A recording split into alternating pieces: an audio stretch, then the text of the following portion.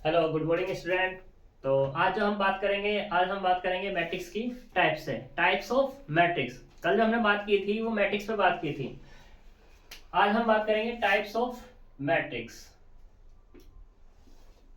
Types of matrix. आगे के questions करने के लिए टाइप्स ऑफ मैट्रिक्स का पता होना बहुत जरूरी है। तो सबसे पहले हम बात करेंगे स्क्वायर मैट्रिक्स पे। स्क्वायर मैट्रिक्स, या उससे पहले हम बात कर लेते हैं एक रो मैट्रिक्स पे बात करते हैं, स्क्वायर पे बाद में कर लेंगे। Row matrix. रो मैट्रिक्स क्या है कि एक ऐसी matrix, A matrix A is said to be row matrix if matrix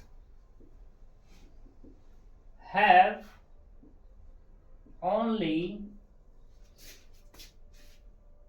one row, या वन रो की जगह रो भी हम कह सकते हैं, ओनली रो। ठीक है। फॉर एग्जाम्पल के तौर पर अगर हम बात करें तो ए बराबर जैसे कि 1 2 3 4, ये हमारे पास क्या है, रो मैट्रिक्स है।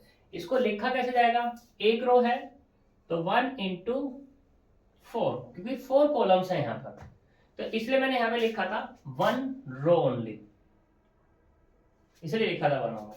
ठीक। अब जनरल की अगर मैं बात कर दूं तो जनरल क्या बनेगी मेरी, जनरल ये बनेगी ए आई जे और एम क्रॉस एन। यहाँ पे जो एम होगा, एम मूव कहां तक करेगा, एम बराबर ओनली 1। और अगर बात कर दूं जे की तो जे बराबर कितना होगा, 1 2 3 डॉट डॉट एन हो जाएगा। ठीक है। ऐसे ही फिर हम बात करते हैं कॉलम मैट्रिक्स पर। कॉलम मैट्रिक्स, कॉलम मैट्रिक्स क्या है, डेफिनेशन बिल्कुल डिक्टो ऐसे ही है कि एक मैट्रिक्स है मेरे पास A I J M cross N. Column matrix में क्या होगा कि एम जो मूव करेगा वो कहां तक मूव करेगा, 1 2 3 डॉट डॉट, सॉरी एम नहीं, ये हमारे पास आई आएगा, यहाँ पे ये होगा आई और ये वाला भी क्या होगा हमारे पास, आई डॉट डॉट एम तक। और जे की अगर बात करूं तो जे क्या होगा, ओनली 1 होगा। यानी कि ये वाली मैट्रिक्स कुछ कैसी दिखने लगेगी, ऐसी दिखने लगेगी कि A1 1 A2 1 A2 3 dot dot A2 sorry A3 1 A M1, ये इस तरीके से दिखाई देने लगेगी। ठीक है, यानी कि ये इसमें कन्वर्ट हो जाएगी। ऐसे इस वाले की बात कर रहा था मैं, तो ये कैसे कन्वर्ट हो जाएगी, ये हो जाएगी A1 1 A1 2 A1 3 dot dot A1 n में कन्वर्ट हो जाएगी, और इसको लिखा जाएगा 1 इंटू एन। कोई दिक्कत, ये हमारी हो गई रो मैट्रिक्स। इसके बाद आती है स्क्वायर मैट्रिक्स। ये जो थी हमारे पास स्क्वायर मैट्रिक्स, तो स्क्वायर मैट्रिक्स क्या है, स्क्वायर मैट्रिक्स, स्क्वायर मैट्रिक्स में क्या है कि हमारे पास एक मैट्रिक्स है ए आई जे एम क्रॉस एन। ठीक है। ए matrix A is equal to Aij is said to be square matrix। ठीक है, matrix A matrix A is said to be square matrix if M बराबर किसके हो जाए, N के। अगर m और n आपस में बराबर हो जाती हैं तो ही हम क्या कहेंगे, उसको स्क्वायर मैट्रिक्स कहेंगे, अदरवाइज पे नॉन स्क्वायर मैट्रिक्स होंगी वो। ठीक है, नॉन स्क्वायर से मतलब रेक्टेंगुलर मैट्रिक्स होंगी। भाई स्क्वायर से मतलब तुम क्या समझ रहे हो, जो हमारे पास पहली बात तो ये हम बात करें किसकी, मैट्रिक्स की, तो मैट्रिक्स क्या है, रेक्टेंगुलर है। रेक्टेंगुलर में क्या है, लेंथ और विड्थ है हमारे पास, ठीक है। भाई इसे स्क्वायर कब होना पड़ेगा, कब बनेगा स्क्वायर, जब लेंथ बराबर हो जाएगी किसके, विड्थ के। तो वैसा ही केस यहाँ पर है, m बराबर जब हो जाएगा किसके, n के, तो क्या हो जाएगा हमारे पास, स्क्वायर मैट्रिक्स हो जाएगा। तो यानी कि अब ये कैसा दिखने लगेगा, अब हम इसको ऐसे लिख सकते हैं, a इक्वल टू ए आई जे, चाहो तो ये लिख दो n क्रॉस n, वैसा मोस्टली तो n क्रॉस n ही लिखा जाता है, और चाहो तो ये लिख दो ए आई जे m क्रॉस m, क्योंकि जरूरी थोड़ी ना n क्रॉस n ही लिखेंगे, लेकिन बुक की बात करते हैं तो n क्रॉस n ही आता है वहां पे। यहां तक क्लियर है इतनी बात, ठीक है। अब बात करते हैं यहाँ पर, ये हमारे पास हो गई। अब इसी के साथ बात करते हैं जीरो मैट्रिक्स, जीरो मैट्रिक्स, या इससे पहले हम बात कर लेते हैं कि ये दिखेगी कैसी, उसको दिखा देते हैं। तो ये हमारे पास कुछ इस तरीके से दिखने लगेगी, A11 A12 A13 dot dot A1n, A21 A22 A23 dot dot A2n, A31 A32 A33 dot dot A3n, ऐसे यहाँ पे AN1 AN2 AN3 dot dot ANn, और इसको डिनोट कैसे करेंगे, n इंटू n से डिनोट कर देंगे। क्लियर इतनी बात, यहां तक कोई प्रॉब्लम।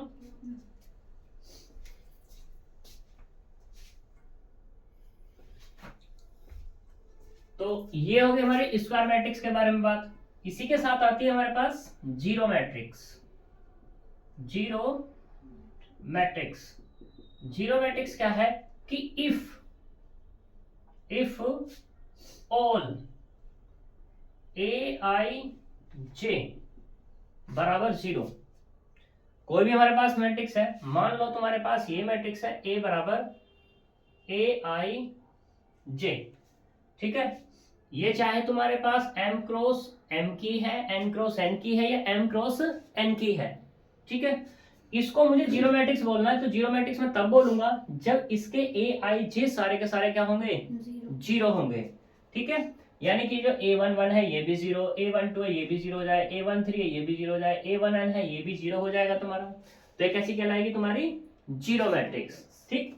एग्जाम्पल के तौर पर अगर मैं बात करूं तो एग्जाम्पल ये कुछ इस तरीके से दिखने लगेगा, 0 0 0 0 0 0, ये कितने की है, 2 इंटू 3 की है। अगर दूसरे एग्जाम्पल की बात करूं मैं, 0 0 0 0, तो ये क्या हो जाएगा, 2 इंटू 2 की मैट्रिक्स हो जाएगी। यहां तक कोई दिक्कत है, ये हमारी हो गई जीरो मैट्रिक्स, ठीक। रफ करें इसे।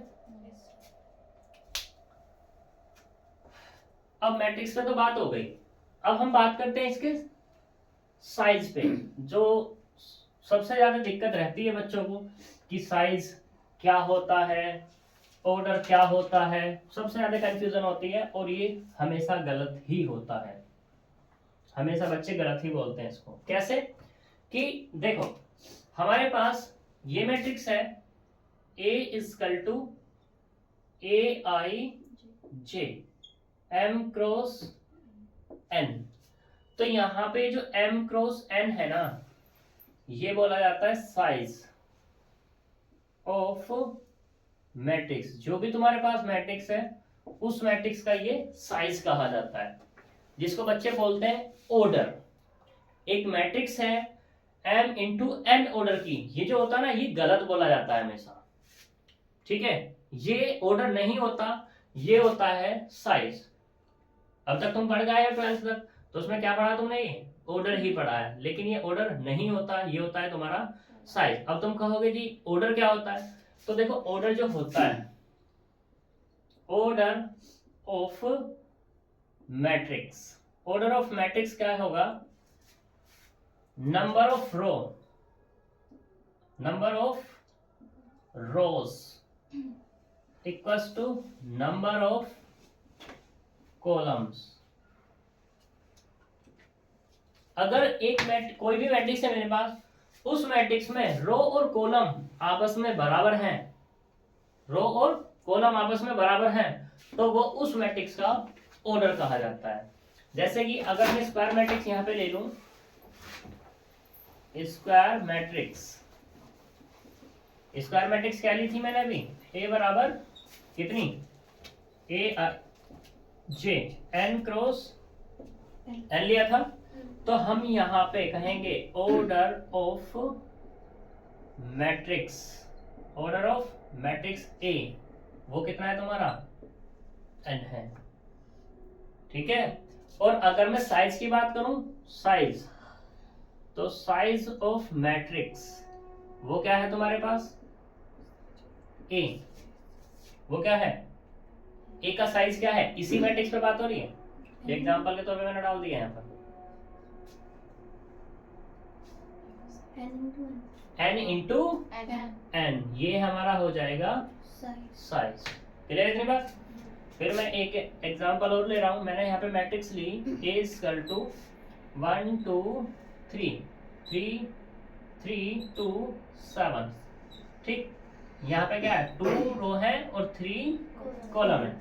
मैं बात करता हूँ साइज, इसके साइज ऑफ ए पे, ठीक है। तो साइज क्या है इसका, 2 इंटू 3।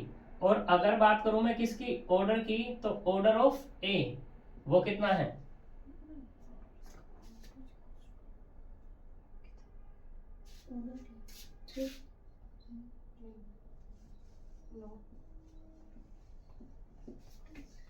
अभी क्या बताया था मैंने, डेफिनेशन क्या है हमारी, number of row equal to number of column, तो ही हमारा ऑर्डर एग्जिस्ट होगा, अदरवाइज ऑर्डर एग्जिस्ट नहीं होगा। इसमें ये बताओ क्या रो और कॉलम बराबर हैं, नहीं है। जब बराबर नहीं है तो क्या एग्जिस्ट होगा, नहीं होगा, यानी कि यहां पर ऑर्डर फाइंड नहीं होगा।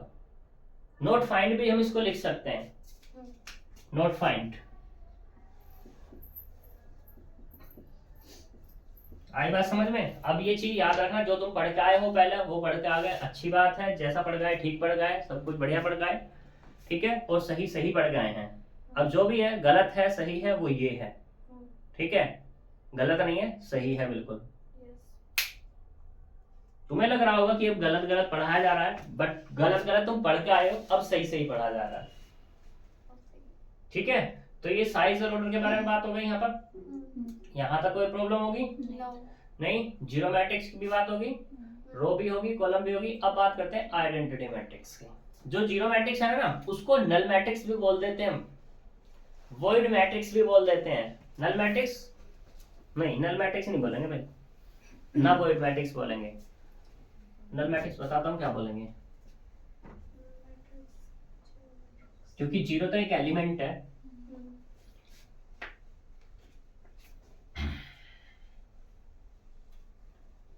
तो अब बात करते हैं नल मैट्रिक्स। नल मैट्रिक्स वैसा होता नहीं है, मैं फिर भी बता रहा हूं।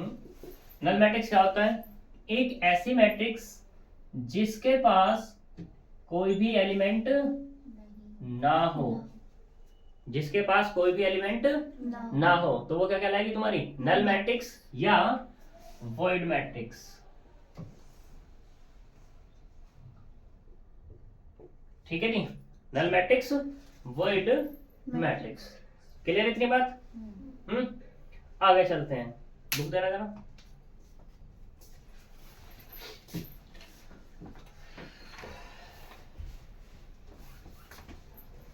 Unity matrix.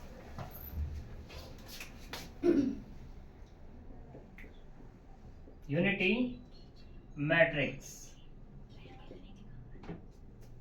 ठीक है जी।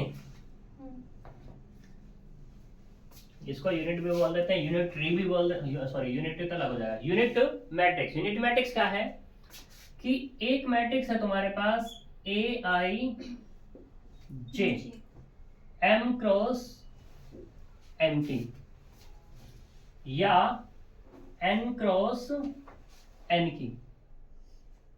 एक मैट्रिक्स है तुम्हारे पास एन क्रॉस एन की। जब एन क्रॉस एन की से मतलब है यहाँ पर, तो इसका मतलब कैसे हो गया, ये स्क्वायर मैट्रिक्स होगी, ठीक है। इसको मुझे क्या करना है, ये हमारी कैसी होगी, यूनिट मैट्रिक्स होगी। ठीक है, कब होगी कि इफ जो ये ए आई जे है, ये ए आई जे दो वैल्यू रखेगा। ठीक है, दो वैल्यू कौन कौन से रखेगा, एक तो वैल्यू रखेगा 1 और एक वैल्यू रखेगा 0। ये 1 हमेशा तब रखेगा जब i बराबर किसके हो, j के, और ये 0 तब रखेगा जब i बराबर नहीं हो किसके, j के। अब ये i बराबर j पे दो कंडीशन होंगी तुम्हारे पास कि i क्या है, या तो ग्रेटर होगा j से, या i क्या होगा तुम्हारे पास, लेस होगा किससे, j से। दो कंडीशन है, तो इसका मतलब क्या हुआ, सिर्फ और सिर्फ इस मैट्रिक्स के अंदर 1 वहां होगा जहां बराबर होगा, बाकी सब पे क्या हो जाएगा, 0। तो ऐसी मैट्रिक्स को हम क्या बोल देंगे, यूनिटरी मैट्रिक्स। अगर मैं इसको पूरा ओपन करूं तो क्या होगा, 1 0 0 dot dot 0 0 1 0 dot dot 0 0 0 1 dot dot 0, ऐसे यहाँ पे 0 0 0 डॉट डॉट 1। साइज क्या है इसका, n इंटू n का। ठीक है, क्या इसका ऑर्डर फाइंड होगा, हो जाएगा ना। तो अब इसे क्या बोल सकते हैं हम, n ऑर्डर की आइडेंटिटी मैट्रिक्स, n ऑर्डर की आइडेंटिटी मैट्रिक्स। इसको जो डिफाइन किया जाता है वो डिफाइन किया जाता है i से। ठीक है, या इसको ऐसे भी लिख देते हैं i n। जैसे ही i n लग गया तो इसका मतलब यहां पे ये हो जाएगा कि ये n ऑर्डर की आइडेंटिटी मैट्रिक्स है। क्लियर है बात। अब मैं यहां पे तुमसे एक क्वेश्चन पूछूं या एग्जांपल लूं मैं यहां पर एक, तो मैंने ये ले लिया a इक्वल टू 1 0 0 1। ठीक है, तो साइज क्या है इसका, साइज क्या है 2 इंटू 2 का, ये साइज है अपने पास। तो यानी कि ये आइडेंटिटी हो गई, आइडेंटिटी मैट्रिक्स हो गई 1 0 0 1 2 इंटू 2।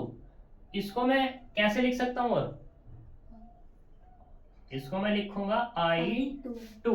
जैसे ही i2 में लिखूंगा कोई भी होगा तो तुरंत समझ जाएगा ये क्या लिखा है तुम्हारा, 1 0 0 1 लिखा हुआ है। ठीक है, ऐसे ही अगर मैं i3 की बात कर दूं, अब i3 तो इसका मतलब क्या हो जाएगा, 1 0 0 0 1 0 0 0 1 3 इंटू 3। कोई दिक्कत यहाँ तक, पक्की बात। ठीक, जब यहाँ पे बात हुई तो ये आइडेंटिटी मैट्रिक्स हो गया। अब अगर ये है मेरे पास मैट्रिक्स तो इसको मैं क्या लिख सकता हूँ, इसको मैं ऐसे लिख सकता हूँ an। अपनी सुविधा के लिए लिख सकते हैं हम यहाँ पर इसको an, यानी कि एक मैट्रिक्स A ऐसी जिसका ऑर्डर कितना है, n है। बट ये an हर एक बच्चों के लिए क्या होगी, डिफरेंट होगी। लेकिन इसमें और इसमें क्या अंतर है यहाँ पे, या इसमें और इसमें क्या अंतर है यहाँ पर, ये तो हर एक बच्चे के लिए n ऑर्डर की अलग डिफरेंट होगी। कैसे होगी डिफरेंट, देखो जैसे मान लो a बराबर a2, एक बच्चे ने लिया 1 2 3 4, दूसरा बच्चा क्या ले लेगा a2 बराबर, वो ले लेगा 0 1 2 1। तीसरा क्या करेगा, मैं तो a2 बराबर ये लूंगा 0 -1 -1 -1। ठीक है, तो ये है तो 2 ऑर्डर की ही, लेकिन तीनों की तीनों मैट्रिक्स कैसी हैं, डिफरेंट है। ठीक है, लेकिन इसमें क्या कोई डिफरेंट ले सकता है, नहीं ले सकता। तो इन दोनों में बस यही डिफरेंस है, तो इसलिए यहां पर इसको लिखा नहीं जाता कि an, बट इसको लिखा जाता है in, क्योंकि ये सभी के लिए सेम होगी। आई बात समझ में, इसमें कोई चेंजेस नहीं कर सकता, इसमें कोई ये नहीं लिख सकता कि i2 बराबर क्या ले लेगा वो भैया -1 0 0 -1। नोट, ये आइडेंटिटी मैट्रिक्स नहीं है, क्योंकि आइडेंटिटी मैट्रिक्स की क्या होगी, डेफिनेशन फेल हो जाएगी यहाँ पर। और डेफिनेशन क्या है, एक ऐसी मैट्रिक्स जिसमें aij क्या हो, या तो 1 हो या क्या हो 0। इसमें क्या 1 आ रहा है, नहीं, 0 तो आ रहा है बट 1 नहीं आ रहा। क्या आ रहा है? माइनस के 1 आ रहा है, इसलिए कैसी हो जाएगी तुम्हारी ये? Not identity matrix. यहां तक क्लियर है इतनी बात? ठीक, आगे चलते हैं। आइडेंटिटी हो गई हमारी, नल मैट्रिक्स हो गई, रो मैट्रिक्स हो गई, कॉलम मैट्रिक्स हो गई।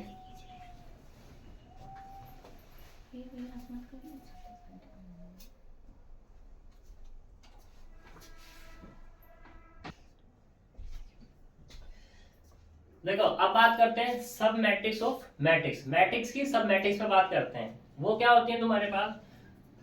जैसे मान लो ये बनती कैसे है तुम्हारे पास, कि मान लो तुम्हारे पास एक मैट्रिक्स है ए आई जे एम क्रॉस एन की, तो तुम्हें सब मैट्रिक्स बनानी है। तो यहां पे क्या करोगे, एक रो या एक कॉलम को खत्म कर दो। मैंने क्या किया, ए आई जे बनाया जिसमें से m-1 कर दिया। ठीक है, तो ये जो है ये क्या कहलाएगी तुम्हारी सब मैट्रिक्स। ऐसे ही तुम्हारे पास तुम क्या कर सकते हो, कॉलम भी खत्म कर सकते हो एक, तो m as it is n-1, तो ये भी क्या होगी तुम्हारे पास, सब मैट्रिक्स होगी। ऐसे ही इसको नाम दे सकते हो A1 A2 A3। तो यहां से क्या कर दो, एक रो एक कॉलम को खत्म कर दो,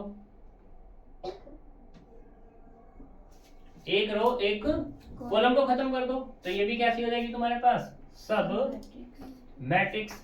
जिस तरीके से तुमने एक रो एक कॉलम खत्म करी है, तो जितनी चाहो तुम उतनी कॉलम उतनी रो खत्म कर सकते हो, बट एट लीस्ट 1 रो या 1 कॉलम या बोथ 1 रो 1 कॉलम एलिमिनेट होनी चाहिए, तो ही तुम्हारी क्या बनेगी, वो सब मैट्रिक्स बनेगी। तो यहां से मैं एक जनरली कह देता हूं m-r इंटू में n-s, ये क्या हो जाएगी तुम्हारी सब मैट्रिक्स। तो यहाँ पे क्या होगा, ये जो r है, r तुम्हारा 1 2 3 डॉट डॉट, ठीक है, कहां तक जाएगा ये, m तक। ऐसे तुम्हारा n क्या होगा, 1 2 3 डॉट डॉट, कहां तक जाएगा, n तक जाएगा। ठीक है, जो मैट्रिक्स है अपने आप की भी सब मैट्रिक्स होती है, ये मैट्रिक्स अपने आप की भी सब मैट्रिक्स है। ठीक, ऐसे ही तुम्हारे पास जब n r बराबर m ले लोगे, n बराबर n ले लोगे, तो कैसी मिलेगी तुम्हें यहाँ पर, ये 0/0 की मैट्रिक्स। 0/0 से मतलब क्या हो जाएगा तुम्हारा, वॉइड मैट्रिक्स हो जाएगी।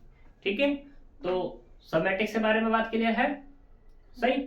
ऐसे ही बात करते हैं equal of 2 matrix. Equal of 2 matrix, 2 matrix equal कब होंगी उनके बारे में बात करनी है।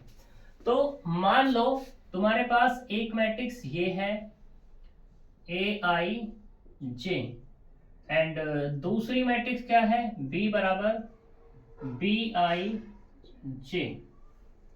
ठीक है, तो ए बराबर किसके है, बी के। इफ क्या, तो यहां पर कि इफ ए बराबर मैंने क्या कह दिया, बी कह दिया, तो यहां पे से देन 2 कंडीशन होल्ड करके दिखानी पड़ेगी। पहला क्या, कि साइज ऑफ ए बराबर किसके हो, साइज ऑफ बी के हो। मतलब अगर तुम ये कहना चाह रहे हो कि इसका ए का जो साइज है वो कितना m इंटू एन का है, तो ये इसका साइज भी कितना होना चाहिए, m इंटू एन का ही होना चाहिए। ऐसा ना हो कि m इंटू एन का तो साइज ये है और ये साइज कितना n इंटू एम का है। आई बात समझ में, ये बिल्कुल भी चलेगा नहीं। क्लियर, तो ये केस खत्म। इससे मतलब क्या हो गया, इससे मतलब यही तो हो गया कि नंबर ऑफ रो बराबर किसके है, नंबर ऑफ रो ऑफ ए, या ए में जितनी रो है उतनी ही क्या होनी चाहिए, बी में होनी चाहिए। दूसरा केस कि ए में जितनी कॉलम है उतनी ही कॉलम किस में होनी चाहिए, बी में होनी चाहिए। पहला केस ही हो गया। दूसरा केस, दूसरे केस में क्या है कि ये जो ए आई जे है ये बराबर होना चाहिए किसके, बी आई जे के, और फॉर ऑल आई एंड जे के लिए। आई जे तुम कुछ भी रख लो, मतलब कहने का क्या हो गया इसका, इसका मतलब कहने का ये हो गया कि अगर तुम्हारे पास A11 है तो ये B11 के बराबर होना चाहिए, A12 है तो ये क्या होना चाहिए, B12 के बराबर होना चाहिए, A22 है तो B22 के बराबर होना चाहिए, A21 है तो B21 के बराबर होना चाहिए। आई बात समझ में, क्लियर इतनी बात। अगर मैं अब इसका एग्जांपल लूं यहाँ पे कि इक्वल ऑफ मैट्रिक्स में, तो मैंने एक मैट्रिक्स ली यहाँ पे x y z और ये a, ठीक, और एक मैट्रिक्स मैंने ले ली यहाँ पर क्या 1 2 3 4। अब मुझे कहना है कि a बराबर किसके है, b के है, तो पहली कंडीशन तो ऑटोमेटिकली डन हो रही है कि इसका भी साइज कितना है 2 इंटू 2 का है, ठीक है, वो तो कंडीशन दिख रही है हमें।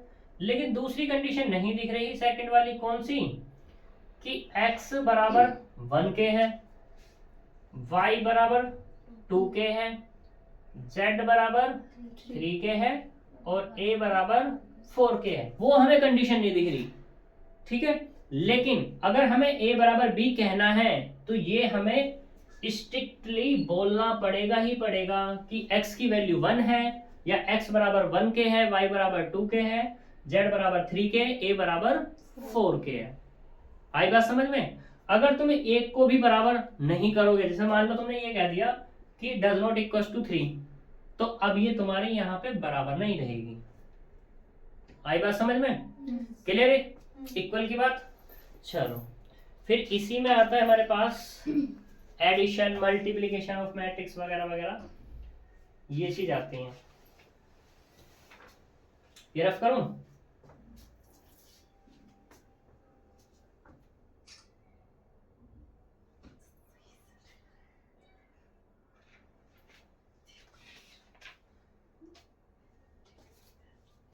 इसी के साथ एक चीज बात करते हैं हम एडिशन ऑफ मैट्रिक्स में, क्योंकि अब हमारे पास ये है तो एडिशन पे भी बात कर लेते हैं।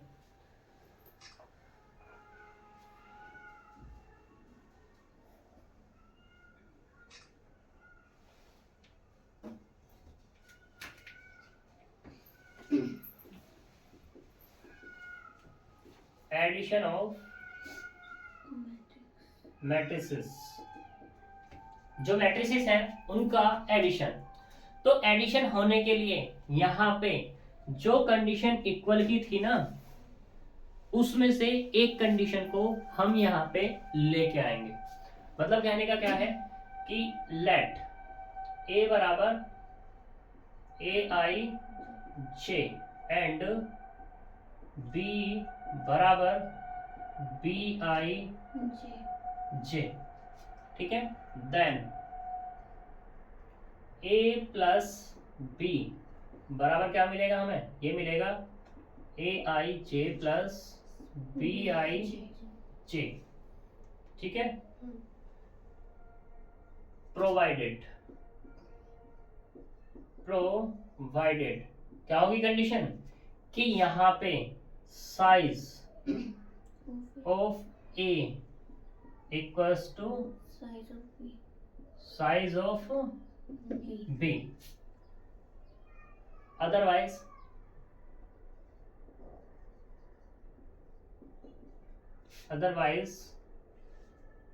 addition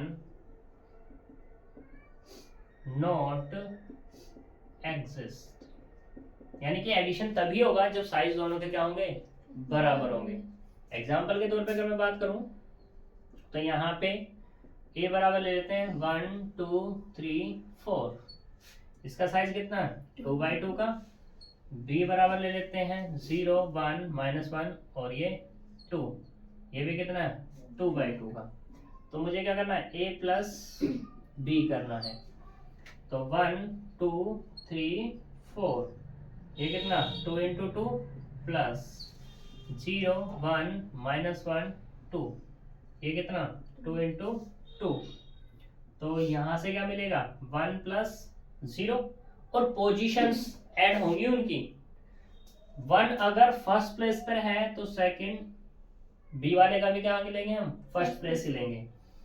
दूसरे वाला 2 अगर इस प्लेसेस पर है तो 1 भी क्या होगा हमारा दूसरे प्लेसेस पर 3 प्लस -1 और 4 प्लस 2। और बाद में जो साइज मिलेगा जो मैट्रिक्स का साइज पहले था दोनों का वही साइज हमें मिलने वाला होगा। तो यहाँ से कितना आएगा 1, ये वाला कितना आ जाएगा 2, ये वाला कितना आ जाएगा 3 और ये वाला कितना आ जाएगा 6। ये भी 2 इंटू 2 की मैट्रिक्स है।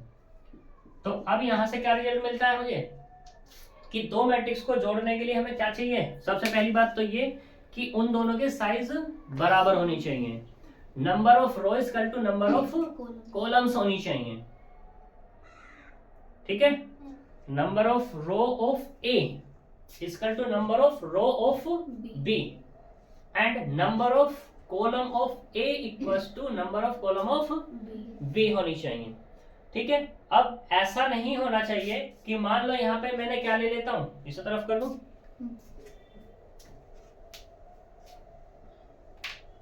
जो केस यहां मैंने बताया था वही केस यहां पे लेने जा रहा हूं मैं, कि ऐसा बिल्कुल नहीं होना चाहिए। जैसे मान लो तुमने a बराबर ले लिया 1 2 3 4 1 2, तो इसका साइज कितना है 2 इंटू 3 का। b की अगर बात करूं तो यहाँ पे कितना 1 2 3 1 4 1, ये कितना होगा 3 इंटू 2। तो अगर मैं साइज की बात करता हूं तो साइज ऑफ a बराबर क्या हो गया 2 इंटू 3 बराबर 6 आ गया। ऐसे ही साइज किसकी बात कर दी मैंने b की 3 इंटू 2 बराबर क्या आ गया 6 आ गया। ठीक, कोई दिक्कत नहीं, साइज की वैल्यू तो सेम आ रही है, साइज की वैल्यू तो क्या आ रही है हमारे पास सेम आ रही है, बट क्या a प्लस बी एग्जिस्ट होगा नहीं। देखते हैं 1 2 1 3 4 2, दूसरा 1 2 3 1 4 1। तो देखो मैंने कहा कि फर्स्ट प्लेस है तो फर्स्ट, तो लेते हैं 1 प्लस 1, ऐसे ही 2 प्लस 1, ऐसे ही ये वाला जाएगा 3 प्लस 2 4 प्लस 4। अभी इसमें क्या बचा हुआ, ये बचा हुआ, और इसमें क्या बचा हुआ ये, लेकिन हमें तो एडिशन क्या होता सभी में होता, तो उससे क्या होगा ये नॉट पॉसिबल। यहां तक कोई दिक्कत। अब एक चीज और मुझे याद आई है अभी, number of element, number of elements in A बराबर वो क्या हो गया m इंटू n, क्योंकि a यहां पर क्या है a i j है तो m क्रॉस n, यानी कि कोई भी मैट्रिक्स है उस मैट्रिक्स के अंदर कितने एलिमेंट हैं, तो जितना उसका साइज है उस साइज की मल्टीप्लिकेशन करने के बाद जो वैल्यू मुझे मिलेगी वो क्या कहलाएगी उसकी नंबर ऑफ एलिमेंट कहलाएगी। जैसे यहाँ पे इसमें कितने एलिमेंट हैं 6 हैं, कैसे पता लगा 2 की मल्टीप्लाई की किसमें 3 में।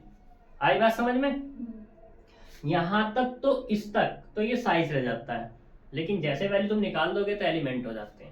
ठीक है, तो मैंने यहाँ पे क्या किया था ये जान के किया था जिससे कि मैं तुम्हें एलिमेंट के बारे में बता सकूं। क्लियर इतनी बात सही, यहां तक कोई प्रॉब्लम है नहीं। तो ऐसे बात करते हैं मल्टीप्लिकेशन ऑफ मैट्रिक्स की। मैट्रिक्स में स्केलर की मल्टीप्लाई करनी है बस, not multiplication of two matrix. ठीक है, ऐसे ही एडिशन ऑफ मैट्रिक्स पे मैंने बात की तो 2 पे बात की है, 3 पे भी कर सकते हो, 4 पे जितनी चाहो तुम उतनी मैट्रिक्स यहाँ पे ऐड कर सकते हो। क्लियर इतनी बात, ये रफ कर दूं scalar of matrix, multiplication of scalar.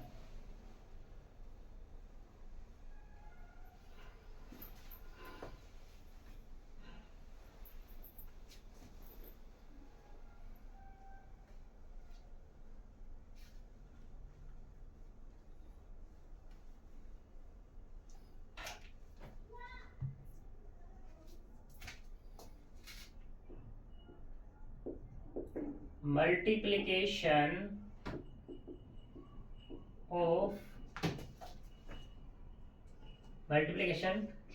Of scalar in matrix. मतलब कहने का ये है कि कोई भी तुम्हारे पास मैट्रिक्स है, कि मान लो ये मैट्रिक्स है AIJ M क्रॉस N की, ठीक है। तो तुम्हें इसमें क्या करनी है, मल्टीप्लाई करनी है एक k की। जो ये k है यहाँ पे k does not equals to 0 है, इस k की इस मैट्रिक्स में मल्टीप्लाई करनी है। तो ये आएगा AIJ M क्रॉस N। तो ये जो k है ना, इस k की मैट्रिक्स के हर एक एलिमेंट में मल्टीप्लाई होगी। तो यानी कि क्या होगा, k into AIJ M cross, ठीक है। अभी मैट्रिक्स कैसी थी हमारे पास, अभी मैट्रिक्स हमारे पास ऐसी थी कि A11 A12 dot dot A1N A21 A22 dot dot A2N। यहाँ पे AM1 AM2 dot dot AM और ये N M क्रॉस N। ये थी हमारे पास। जैसे ही मैं k की मल्टीप्लाई करूंगा यहाँ पर, तो ये जो मैट्रिक्स है कैसे दिखने लगेगी, k A11 k A12 dot dot k A1N k A21 k A22 dot dot k A2N बराबर k AM1 k AM2 dot dot k AM और ये N M क्रॉस N की मैट्रिक्स। यहाँ तक कोई दिक्कत, पक्की बात। इसी के साथ हम दो मैट्रिक्स और खत्म करते हैं और फिर नेक्स्ट बात करेंगे। अपर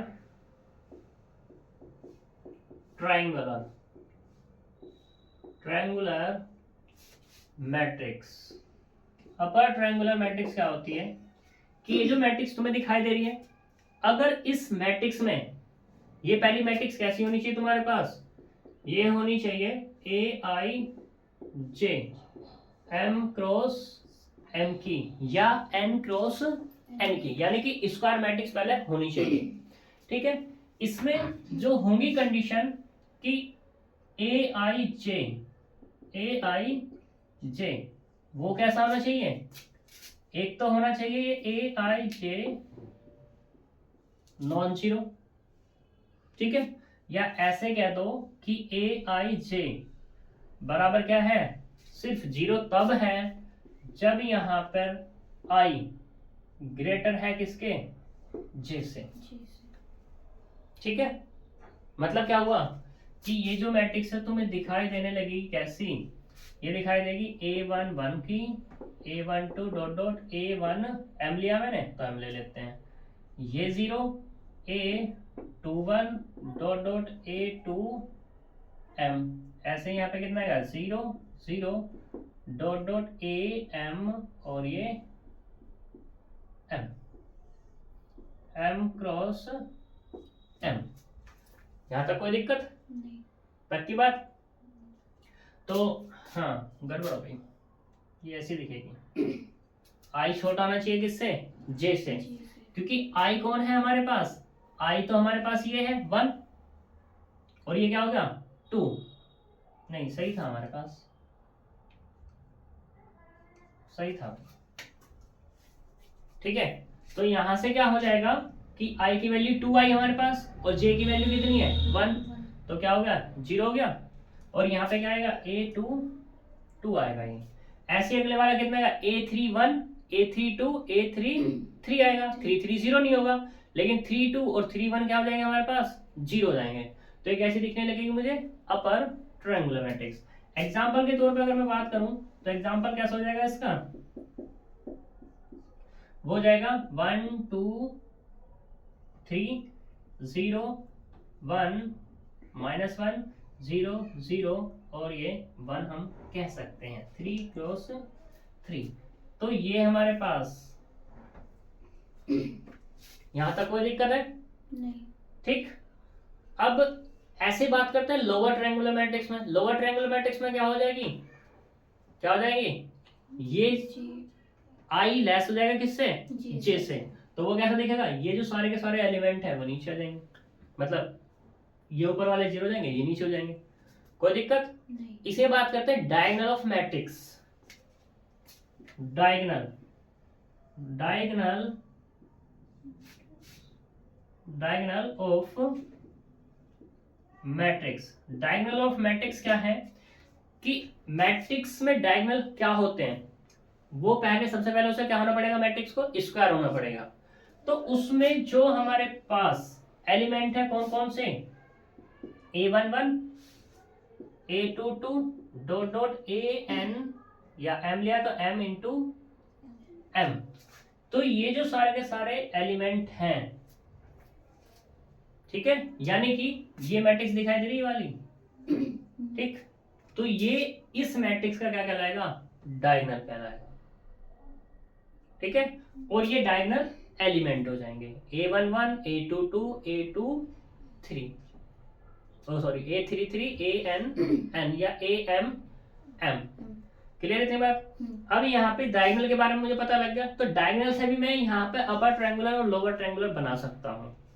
वो कैसे बना सकता हूँ, देखो मेरे पास डायगोनल है, इस डायगोनल के एलिमेंट दिए हुए हैं, डायगोनल से ऊपर 0 है तो लोअर ट्रायंगुलर मैट्रिक्स, और डायगोनल से नीचे सारे के सारे एलिमेंट 0 है तो वो कैसी हो जाएगी तुम्हारी, अपर ट्रायंगुलर मैट्रिक्स हो जाएगी। क्लियर।